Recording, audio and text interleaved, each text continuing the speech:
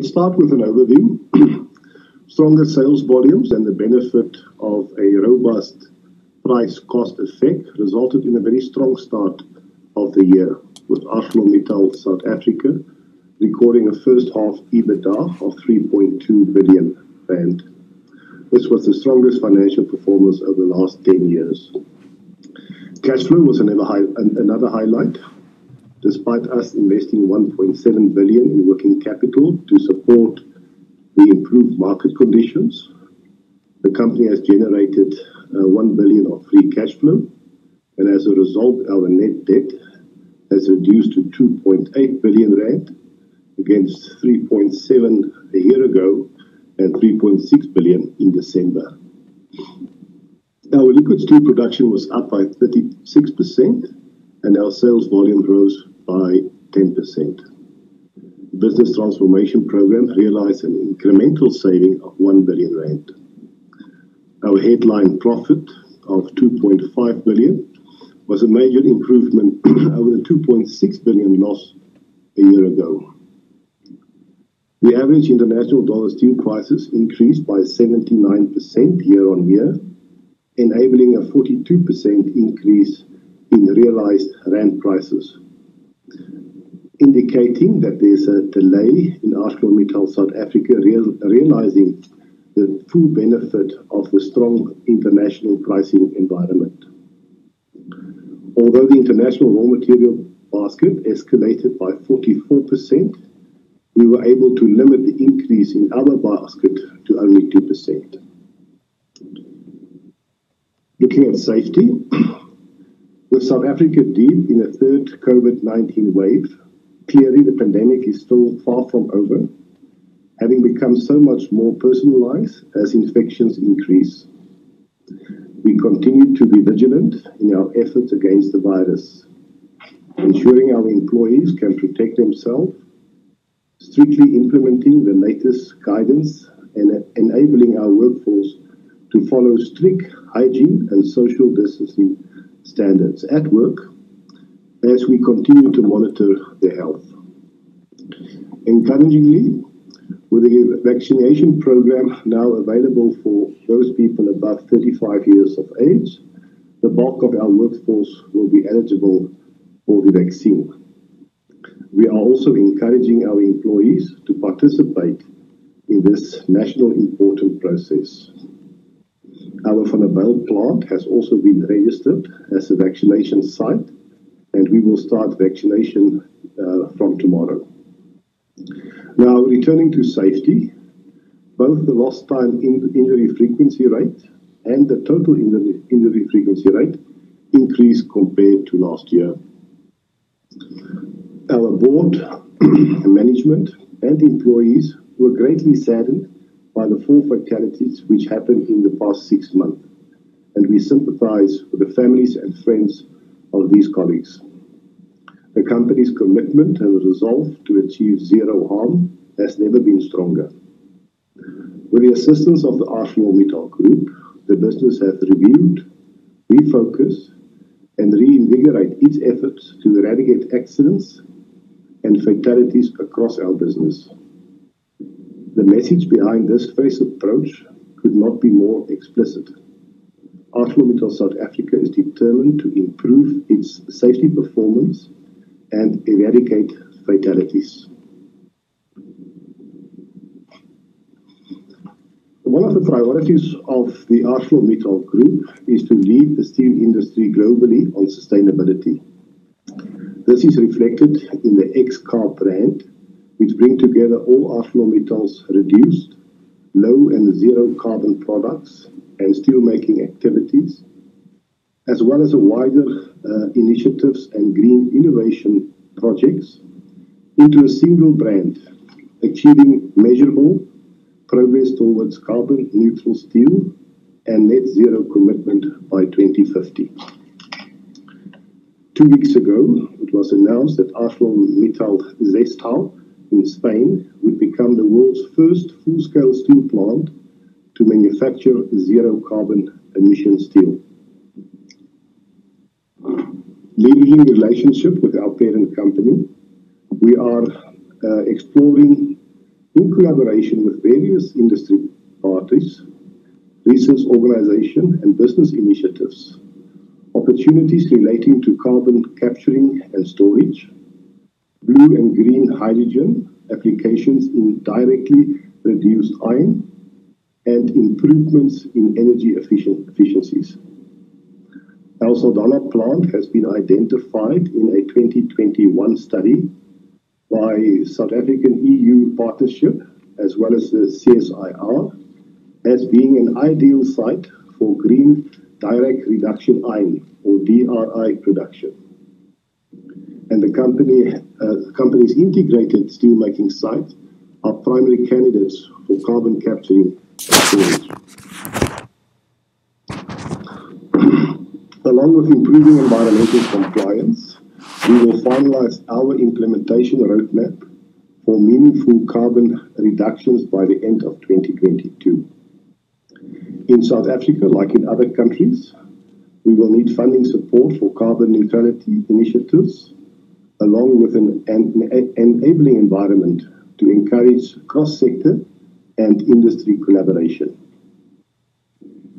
Out of the difficult events in 2019 and 2020, the company has committed to improve communication and engagement with our employees and other stakeholders.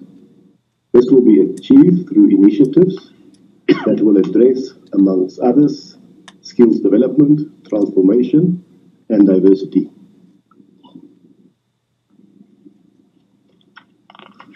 Before reviewing the market context, let me first address the operational context, especially regarding our own operations.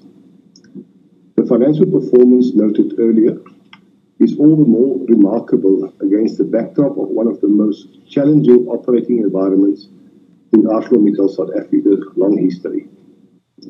It was characterized by two COVID-19 waves, extreme weather events in the beginning of the year, a highly inconsistent rail service which led to frequent and costly operational stops, a tragic and painful safety incidents, and the remarkable effort of the entire business in restoring the damaged plants and stabilizing operations. A long maintenance stop at our Newcastle blast furnace to address damage caused as a result of the sudden stop during the hard lockdown last year, as well as ramp-up challenges associated with restoring and accelerating production in a complex integrated steelmaking environment. Despite these events, the performance is a testament to the hard work and resilience demonstrated by the teams across the business. The strong financial performance reflects the real-world benefits of the company's new operating model and improvement made to our structural cost position, notably regarding strategic raw materials and fixed costs. Our business transformation program has contributed a total of 4.6 billion worth of improvements since the program has started in the second half of 2018. Contrasting the hard-won and most necessary rescaling of fixed costs in 2020 against the operating challenges mentioned earlier, very serious, though responsible and well-considered decision was made to invest in certain key fixed cost areas. Some of these investments reflect the natural consequence of increased operating activities as production levels were restored from the lows of 2020, while others are largely non-reoccurring in nature, such as the temporary additional staffing levels to compensate for the disruptions to shift patterns caused as a result of COVID-19, and restorative maintenance as operations were restarted. Our philosophy towards fixed costs firmly remains one that is agile and variabilized as far as responsible possible. Now let's turn to the international market context. The recovery in the global steel environment since the second half of 2020 has accelerated in 2021, with activity levels in steel markets continuing to recover. Strong demand and low supply chain inventory follow significant destocking in the previous period has combined to support a healthy recovery in the steel spreads. Steel spreads being simply the difference between steel prices and the cost of raw materials. The South African and the regional economy saw increasing inventory levels, albeit at varying speeds for different products. By half-year end, ArcelorMittal South Africa monthly production levels and market demand were largely in balance. The structural impediment of credit insurance currently available in South Africa for the steel industry is presenting serious constraints to businesses, and we are working closely with our customers to manage deliveries where customers do not have credit cover and funding lines. This position is being aggravated by the arrival of long lead time imported material for those who have chosen this option and are now experiencing a funding squeeze. Looking at the global environment, global crude steel production increased to just over 1 billion tons by 30 June 2021 as economic stimulus packages continue to benefit the mining, manufacturing and infrastructure sectors, while keeping supply chains under pressure. This is 122 million tons, or 14% higher compared to the previous period. China's crude steel production increased by 11% to 560 million tons. With this increase, China maintained its market share of 56%. Europe's crude steel output increased by 19% to 100 million. North America was up by 16% year-on-year to 59 million tons. Turkey and Russia managed to increase their production by about 21% and 8% respectively, while India rose by 31% to 58 million tons. Africa's output increased by 28% to 8 million tons due to higher production in South Africa and Egypt. The increase in ArcelorMittal South Africa crude steel production of 36% is substantially above the world's average and that of individual regions. Regarding fair trade practices, the European Union is prolonging for 3 additional years the safeguard measures currently in place on imports of certain steel products, and the US Section 232 measures remain in force. China has reduced incentives to export steel by cancelling the export VAT rebate, which will have a significant impact on price. Considering the Chinese industry significance in the global steel market, this development is expected not only to impact on price, but also the origin of export sources. It's therefore disappointing that the South Africa safeguard duties are set to lapse in August 2021. Looking at selling prices, average benchmark Chinese export hot rolled coil prices increased by 79% year-on-year, while rebar prices increased by 69%. Input costs saw the international raw material basket cost increase by 65% in dollar terms, driven mainly by a 100% and 77% increase in iron ore and scrap prices, respectively. Returning to our home market, consensus GDP growth forecasts for South Africa is around 4.5% for this year, which is positive for steel demand. Apparent steel consumption for the first half of 2021 increased by 9% to 2.2 million tons compared to the preceding 6 months. The improvement in steel demand is being driven by a faster recovery in the mining, automotive, manufacturing and energy sector, as well as restocking throughout the supply chain. Total steel imports that consist mainly of hot rolled coil, galvanized sheet and tin plate increased by 25% compared to the previous 6 months. This constitutes some 31% of South Africa apparent steel consumption and is likely to reduce during the remainder of the year as the local supply chain normalizes, and the cancellation of the export incentive by China, as well as Russia imposing an export tax of 15%. Important to note is that about 40% of imports relates to products and profiles that is not manufactured in South Africa. Steel environment for ArcelorMittal South Africa. Our liquid steel production increased by 39% from 1.1 million tons to 1.5 million tons.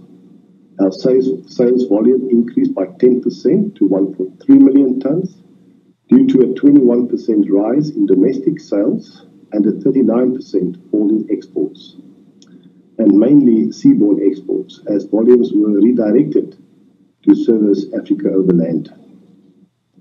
Overall, realized steel prices in dollar terms increased by 57%. In rand term, prices increased by 42%, as the average dollar-rand exchange rate strengthened by 13%. The company's raw material basket represents 43% of cash cost per ton. That was 2% higher in rand terms, which is very pleasing given the 44% increase in the international raw material basket, as I have mentioned earlier. This reflects the work that's been done in diversifying the sources of raw material. Consumables and auxiliaries, which represent approximately 31% of cash cost per ton, remained flat for the period, while electricity tariffs increased by 12%. Fixed costs rose from 2.6 billion rand to 3.4 million rand. 3.4 billion rand. This is an increase of 19% if measured on a cost per ton basis. The increase reflects an additional investment of just over 800 million in restorative maintenance, higher activity levels, and additional temporary staff to mitigate the COVID risk.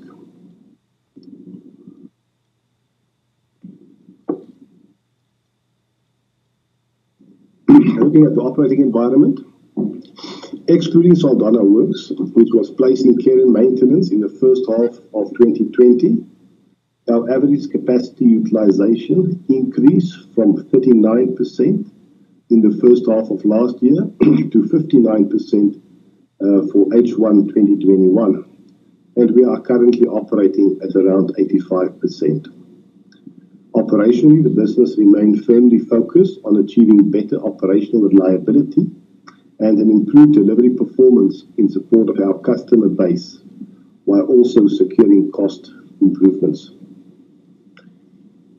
Improving the delivery cost of our raw materials, optimizing inventory levels, and addressing the cost and reliability associated with electricity and rail will receive ongoing attention. Both the two blast furnaces, Vanderbijl Park and the one at Newcastle, are in full operations at the moment. Although the second blast furnace at Vanderbijl, which was successfully restarted in December 2020, has experienced some low temperature conditions in March, which affected production. This was resolved and the asset is in good operating condition. Positively, in the first quarter, a long maintenance stop of the Newcastle blast furnace was successfully completed, addressing the substandard performance which plagued the plant in 2020 after the hard lockdown. Preparations for a mini reline of the Newcastle blast furnace, scheduled to be started towards the end of this year, are progressing well, and we are working with our customers to manage stock and supply during this period. The safety incident in the Vanderbijl Works coke-making environment was the main contributor to the lower commercial coke production, requiring careful management of supply to customers to minimize disruption in their operations. Although commercial market coke production was 22% lower at 91,000 tons, sales were supplemented by available inventory, resulting in a sales volume increase of 61%.